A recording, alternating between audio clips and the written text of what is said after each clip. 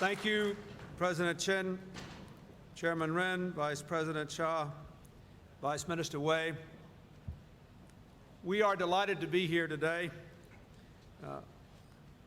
with a very large American delegation, including the First Lady and our daughter, who is a student at Stanford, one of the schools with which Beijing University has a relationship. We have 6 members of the United States Congress, the Secretary of State, the Secretary of Commerce, the Secretary of Agriculture, the Chairman of our Council of Economic Advisors, Senator Sasser, our Ambassador, the National Security Advisor, and my Chief of Staff, among others. I say that to illustrate the importance that the United States places on our relationship with China.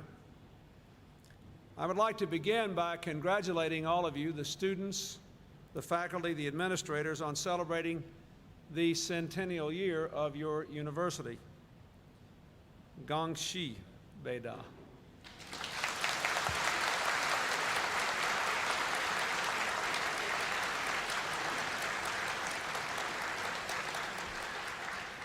As I'm sure all of you know, this campus was once home to Yenching University, which was founded by American missionaries.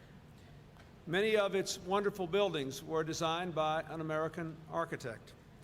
Thousands of American students and professors have come here to study and teach. We feel a special kinship with you. I am, however, grateful that this day is different in one important respect from another important occasion 79 years ago. In June of 1919, the first president of Yenching University, John Layton Stewart, was set to deliver the very first commencement address on these very grounds. At the appointed hour, he appeared, but no students appeared. They were all out leading the May 4th movement for China's political and cultural renewal. When I read this, I hoped that when I walked into the auditorium today, someone would be sitting here. And I thank you for being here very much.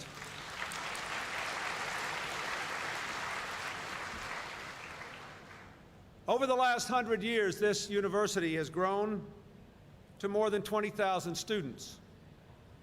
Your graduates are spread throughout China and around the world. You have built the largest university library in all of Asia.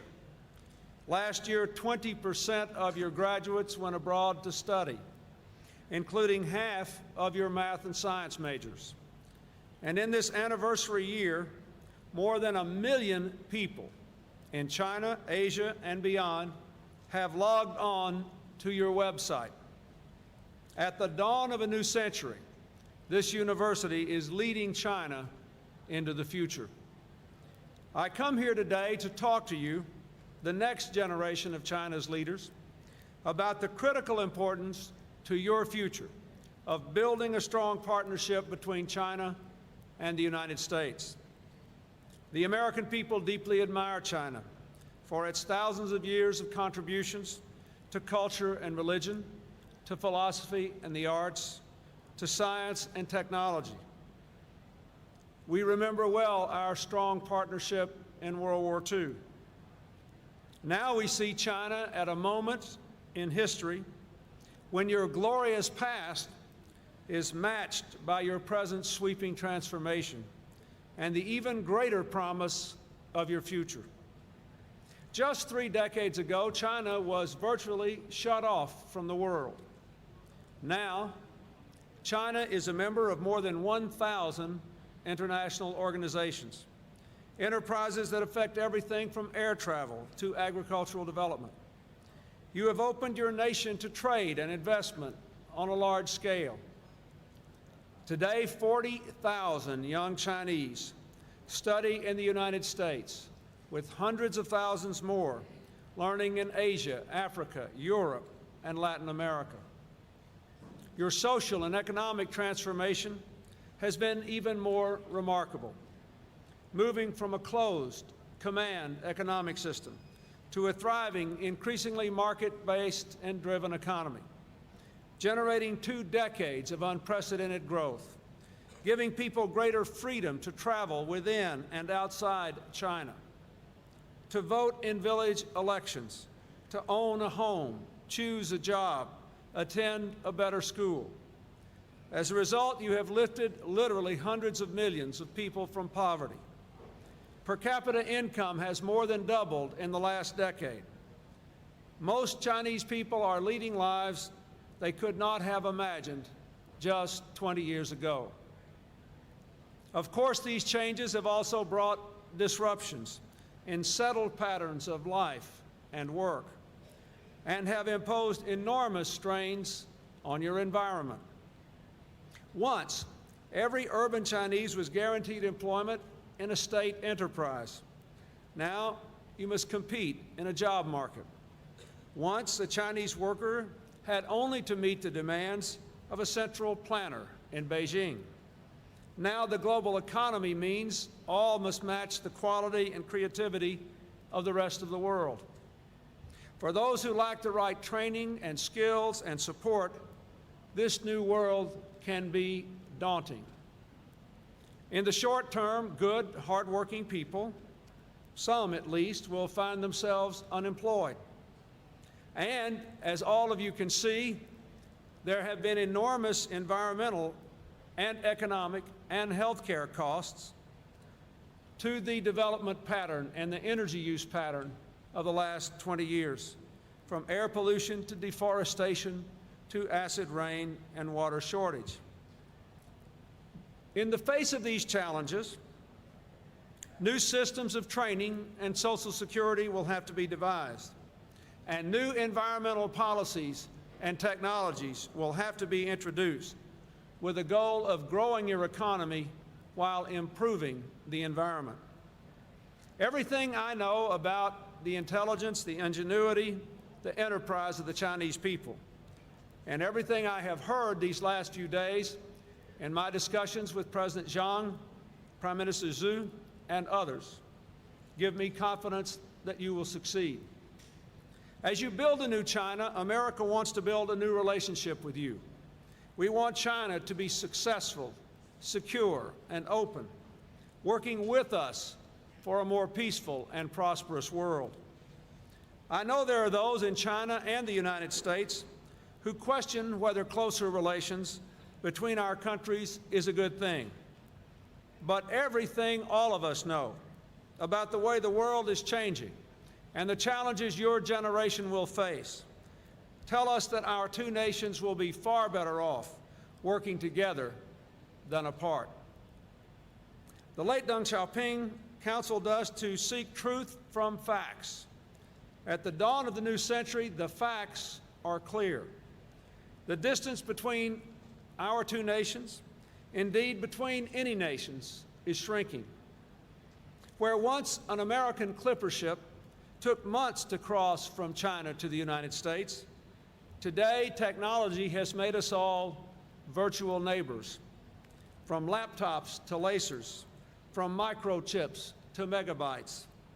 An information revolution is lighting the landscape of human knowledge, bringing us all closer together. Ideas, information, and money cross the planet at the stroke of a computer key, bringing with them extraordinary opportunities to create wealth, to prevent and conquer disease, to foster greater understanding among peoples of different histories and different cultures. But we also know that this greater openness and faster change mean that problems which start beyond one nation's borders can quickly move inside them. The spread of weapons of mass destruction, the threats of organized crime and drug trafficking, of environmental degradation and severe economic dislocation. No nation can isolate itself from these problems, and no nation can solve them alone. We, especially the younger generations of China and the United States, must make a common cause of our common challenges so that we can together shape a new century of brilliant possibilities. In the 21st century, your century. China and the United States will face the challenge of security in Asia.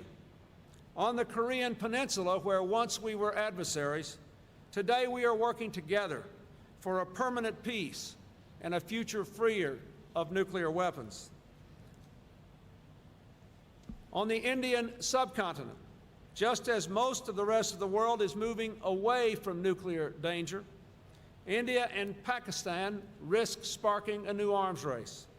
We are now pursuing a common strategy to move India and Pakistan away from further testing and toward a dialogue to resolve their differences.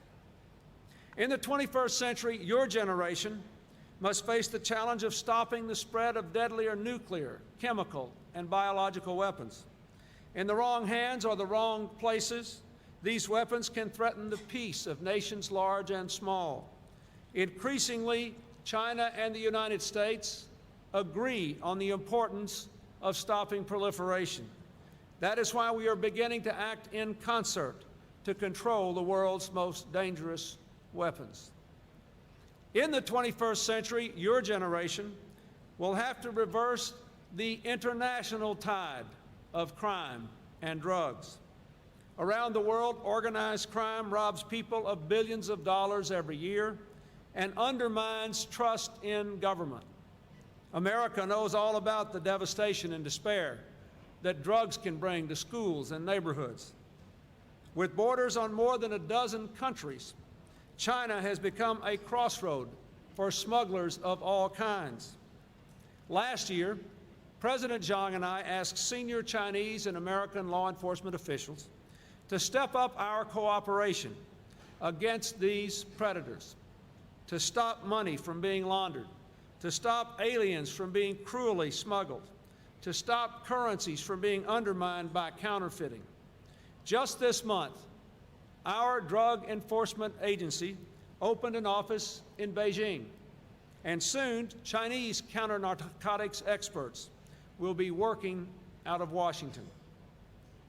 In the 21st century, your generation must make it your mission to ensure that today's progress does not come at tomorrow's expense. China's remarkable growth in the last 2 decades has come with a toxic cost, pollutants that foul the water you drink and the air you breathe. The cost is not only environmental, it is also serious in terms of the health consequences of your people and in terms of the drag on economic growth. Environmental problems are also increasingly global as well as national. For example, in the near future, if present energy use patterns persist, China will overtake the United States as the world's largest emitter of greenhouse gases, the gases which are the principal cause of global warming.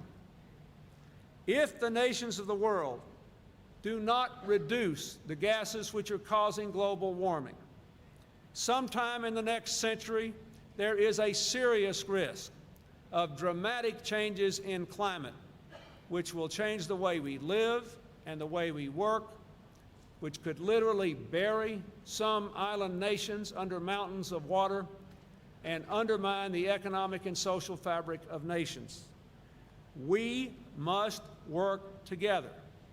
We Americans know from our own experience that it is possible to grow an economy while improving the environment. We must do that together for ourselves and for the world. Building on the work that our Vice President Al Gore has done previously with the Chinese government, President Zhang and I are working together on ways to bring American clean energy technology to help improve air quality and grow the Chinese economy at the same time. But I will say this again, this is not on my remarks. Your generation must do more about this. This is a huge challenge for you, for the American people, and for the future of the world. And it must be addressed at the university level, because political leaders will never be willing to adopt environmental measures if they believe it will lead to large-scale unemployment or more poverty. The evidence is clear that does not have to happen. You will actually have more rapid economic growth and better paying jobs, leading to higher levels of education and technology if we do this in the proper way. But you and the university communities in China, the United States, and throughout the world will have to lead the way.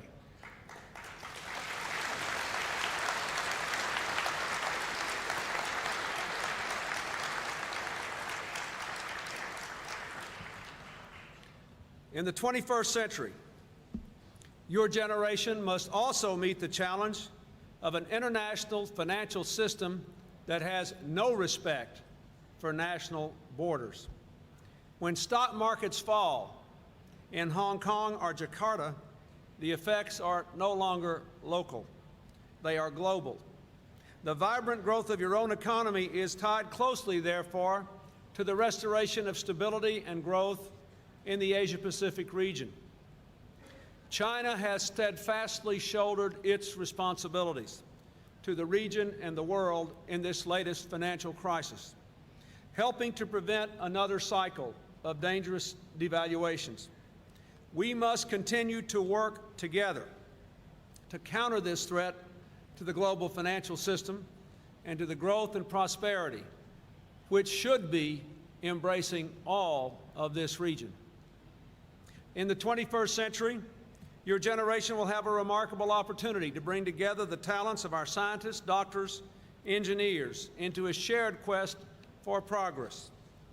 Already, the breakthroughs we have achieved in our areas of joint cooperation, in challenges from dealing with spina bifida to dealing with extreme weather conditions and earthquakes, have proved what we can do together to change the lives of millions of people in China, in the United States, and around the world. Expanding our cooperation in science and technology can be one of our greatest gifts to the future. In each of these vital areas that I have mentioned, we can clearly accomplish so much more by walking together rather than standing apart. That is why we should work to see that the productive relationship we now enjoy blossoms into a fuller partnership in the new century. If that is to happen, it is very important that we understand each other better, that we understand both our common interest and our shared aspirations and our honest differences. I believe the kind of open, direct exchange that President Zhang and I had on Saturday at our press conference, which I know many of you watched on television, can both clarify and narrow our differences, and more important, by allowing people to understand and debate and discuss these things, can give a greater sense of confidence to our people that we can make a better future. From the windows of the White House, where I live in Washington, D.C., the monument to our first president, George Washington, dominates the skyline. It is a very tall obelisk. But very near this large monument, there is a small stone which contains these words. The United States neither established titles of nobility and royalty, nor created a hereditary system. State affairs are put to the vote of public opinion. This created a new political situation, unprecedented from ancient times to the present. How wonderful it is. Those words were not written by an American. They were written by Xu Jiyu, governor of Fujian province, inscribed as a gift from the government of China to our nation in 1853. I am very grateful for that gift from China. It goes to the heart of who we are as a people. The right to life, liberty, and the pursuit of happiness, the freedom to debate, to dissent, to associate, to worship without interference from the state. These are the ideals that were at the core of our founding over 220 years ago. These are the ideas that led us across ourselves to live up to those ideals. The people who framed our Constitution understood that we would never achieve perfection. They said that the mission of America would always be to form a more perfect union. In other words, that we would never be perfect, but we had to keep trying to do better. The darkest moments in our history have come when we abandoned the effort to do better, when we denied freedom to our people because of their race or their religion, because they were new immigrants, or because they held unpopular opinions. The best moments in our history have come when we protected the freedom of people who held unpopular opinions, or extended rights enjoyed by the many to the few who had previously been denied them, making, therefore, the promises of our Declaration of Independence and Constitution more than faded words on old parchment. Today, we do not seek to impose our vision on others, but we are convinced that certain rights are universal, not American rights or European rights or rights for developed nations, but the birthrights of people everywhere, now enshrined in the United Nations Declaration on Human Rights. The right to be treated with dignity, the right to express one's opinions, to choose one's own leaders, to associate freely with others, and to worship or not freely, however one chooses. In the last letter of his life, the author of our Declaration of Independence and our third president, Thomas Jefferson, said then that all eyes are opening to the rights of man. I believe that in this time, at long last, 172 years after Jefferson wrote those words, all eyes are opening to the rights of men and women everywhere. Over the past 2 decades, a rising tide of freedom has lifted the lives of millions around the world, sweeping away failed dictatorial systems in the former Soviet Union throughout Central Europe, ending a vicious cycle of military coups and civil wars in Latin America, giving more people in Africa the chance to make the most of their hard-won independence. And from the Philippines to South Korea, from Thailand to Mongolia, freedom has reached Asia's shores, powering a surge of growth and productivity. Economic security also can be an essential element of freedom. It is recognized in the United Nations Covenant on Economic, Social, and Cultural Rights. In China, you have made extraordinary strides in nurturing that liberty and spreading freedom from want to be a source of strength to your people. Incomes are up, poverty is down. People do have more choices of jobs and the ability to travel, the ability to make a better life. But true freedom includes more than economic freedom. In America, we believe it is a concept which is indivisible. Over the past 4 days, I have seen freedom in many manifestations in China. I have seen the fresh shoots of democracy growing in the villages of your heartland. I have visited a village that chose its own leaders in free elections. I have also seen the cell phones, the video players, the fax machines, carrying ideas, information, and images from all over the world. I have heard people speak their minds, and I have joined people in prayer in the faith of my own choosing. In all these ways, I felt a steady breeze of freedom. The question is, Where do we go from here? How do we work together to be on the right side of history together?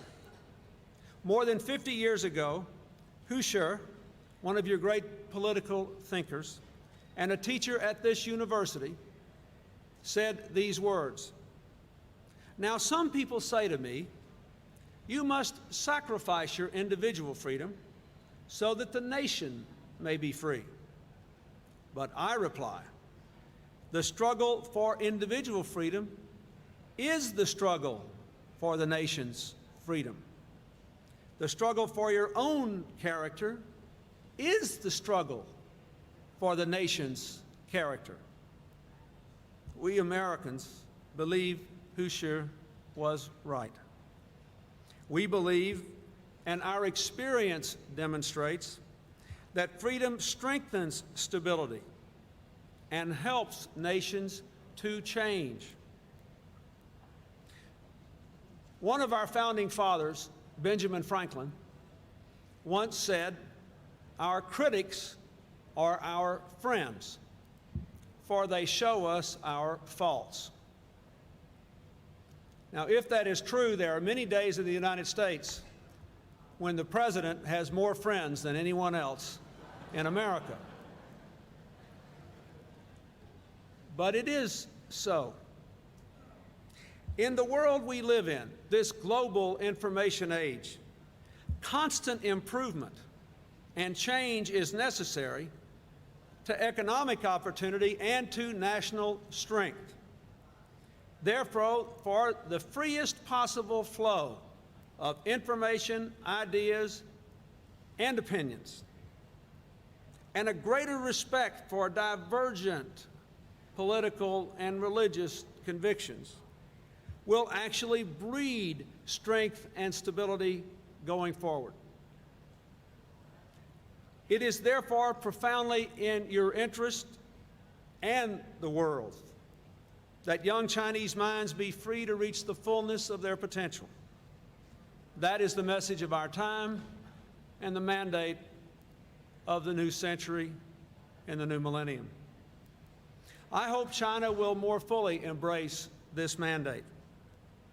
For all the grandeur of your history, I believe your greatest days are still ahead. Against great odds in the 20th century, China has not only survived, it is moving forward dramatically. Other ancient cultures failed because they failed to change. China has constantly proven the capacity to change and grow. Now you must reimagine China again for a new century. And your generation must be at the heart of China's regeneration. The new century is upon us. All our sights are turned toward the future. Now your country has known more millennia than the United States has known centuries. Today, however, China is as young as any nation on earth. This new century can be the dawn of a new China. Proud of your ancient greatness, proud of what you are doing, prouder still of the tomorrows to come. It can be a time when the world again looks to China for the vigor of its culture, the freshness of its thinking, the elevation of human dignity that is apparent in its works. It can be a time when the oldest of nations helps to make a new world. The United States wants to work with you to make that time a reality. Thank you very much.